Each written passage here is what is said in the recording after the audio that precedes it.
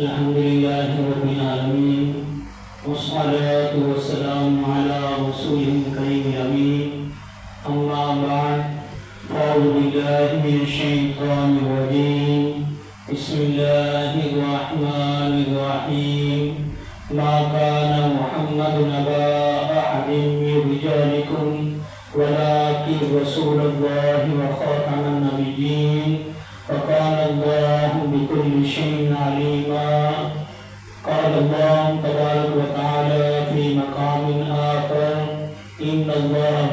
وملائكته يصلون على النبي يا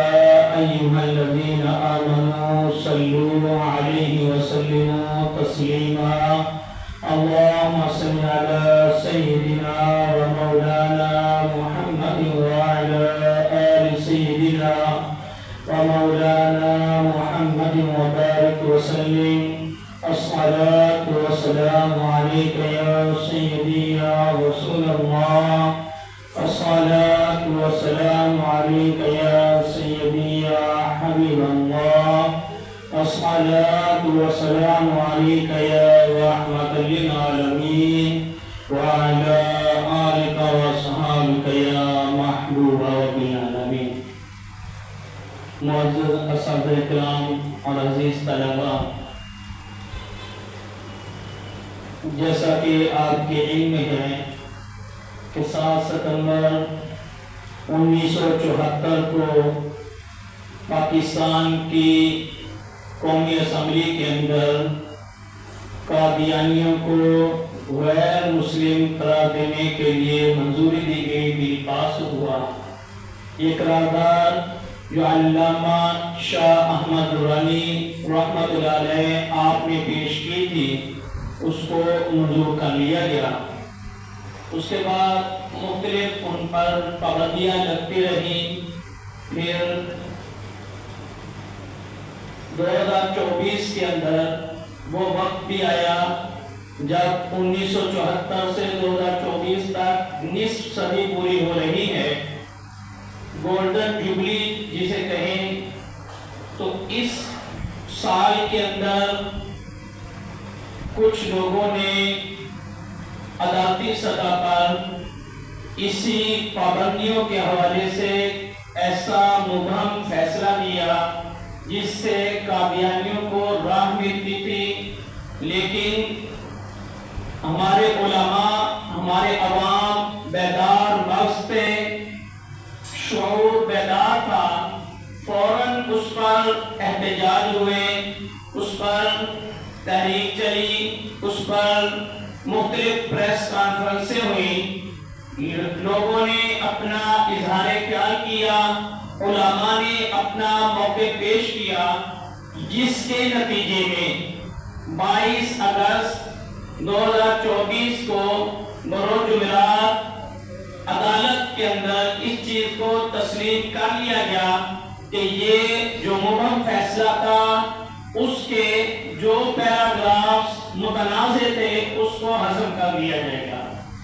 اب اس کے اندر ہر ایک نے اپنا کردار ادا کیا ہے. یہاں عوام نے بھی احتجاج کی صورت میں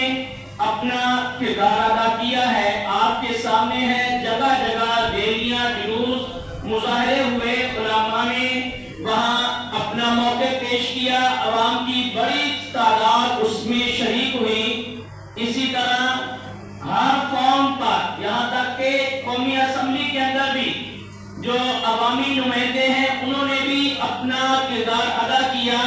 اس پر انہوں نے بھی گفتگو کی کہ یہ جو متنازع پیراگرافز ہیں ہمیں تسلیم نہیں، ان کو واپس کیا جائے. تو اس کے لیے ہمارے علماء، علامہ مفتی منیر الرحمان صاحب، علامہ مفتی شیر محمد صاحب جو کہ بھیرا شریف کے رئیس دارالفتہ ہیں، اسی طرح علامہ ڈاکٹر ابوالخیر محمد زبیر آپ اور دیگر علماء، انہوں نے باقاعدہ جو ہے عدالت کے سامنے دلائل دیے ہیں. تو اس تمام جدوجہد کے بعد یہ ایک مشترکہ کاوش تھی، مشترکہ کاوش کے بعد مشترکہ کامیابی حاصل ہوئی ہے. لیکن افسوس ہے کہ ہمارے معاشرے کے اندر گنگا الٹی بہتی ہے. ہمارے میڈیا پہ اور کچھ لوگ ایسے ہیں کہ وہ شخص جو خود اقرار کر رہا ہے وہاں کھڑا کہ میں پہلی مرتبہ یہاں آیا ہوں، میں پہلی مرتبہ یہ اس فارم پر آ کر بات کر رہا ہوں، اسے کریڈٹ دیا جا رہا ہے کہ سارا اسی نے کروایا ہے۔ ایسا ہرگز نہیں ہے۔ ہم یہ نہیں کہتے کہ ہمیں کریڈٹ دیا جائے، یہ تو اللہ تعالیٰ جانتا ہے کہ کس نے کتنے اخلاص کے ساتھ کس نے محنت کی، اور کسی کو دکھلانے کے لیے ہمارے علماء نہ کرتے ہیں، نہ ہمیں یہ تعلیم دی گئی کہ ہم دین کا کام کسی کو دکھلانے کے لیے کریں یا ہم کوئی کریڈٹ حاصل کرنے کے لیے کریں، لیکن بات اس لیے کی جا رہی ہے کہ حقائق کو مسخ نہ کیا جائے، حقائق تمام کے سامنے ہوں۔ آپ کے اپنے علماء، اپنے اکابرین جو ہیں ان کے نام باقاعدہ اس فیصلے کے اندر جو 22 اگست کو سنایا گیا مختصر فیصلہ، اس کے اندر درج ہے باقاعدہ طور پر مفتی شیر محمد خان آپ کا نام اس کے اندر درج ہے، علامہ مفتی منیب الرحمان صاحب آپ کا نام اس کے اندر درج ہے، علامہ مفتی سید حبیب الحق شاہ صاحب ان کا نام اس کے اندر درج ہے، ڈاکٹر ابوالخیر محمد زبیر ان کا نام اس کے اندر درج ہے۔ ہمارے علماء کے جب نام عدالت کے حکم نامے کے اندر بھی درج ہیں تو دوسرے لوگ یہ حقائق مسخ کر رہے ہیں، لہذا اس چیز پر آپ بیدار مت رہیں۔ آپ اپنے لحاظ سے جہاں بھی آپ اس فیصلے کا خیر مقدم کرتے ہیں تو ساتھ آپ حقائق مسخ کرنے والے ان کے رد کے اندر بھی آپ تحریر کریں کہ یہ مشترکہ کاوش ہے اور ہمارے ان اکابرین کے اسماء یہاں درج ہیں جنہوں نے درائر دیے، جنہوں نے محنت کی۔ بہرحال وہ فیصلہ ہمارا پہلے مطالبہ یہی تھا کہ چونکہ آئین اور قانون کے اندر جو چیزیں موجود ہیں ان کے خلاف فیصلہ دیا گیا ہے، لہذا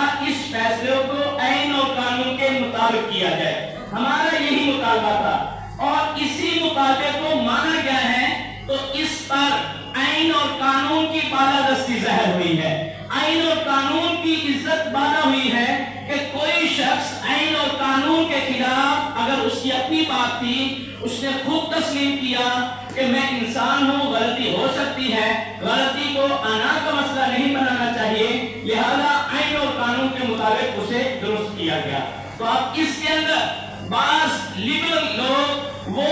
شور مچا رہے ہیں، یہ کیسے ہوا؟ یہ تو پھر جس کا بھی چاہے گا وہ جو ہے اپنی بات منوانے کے لیے وہ احتجاج کرے، چند لوگوں کو آ کے لے آئے اور عدالت کو بھی اپنی مرضی کے فیصلے پر مجبور کر دے، تو یہ بات بالکل غلط ہے، کیونکہ عدالت وہ آرٹیکل آئین پاکستان کے آرٹیکل 188 کے تحت وہ یہ حق رکھتی ہے اپنے کسی بھی فیصلے کو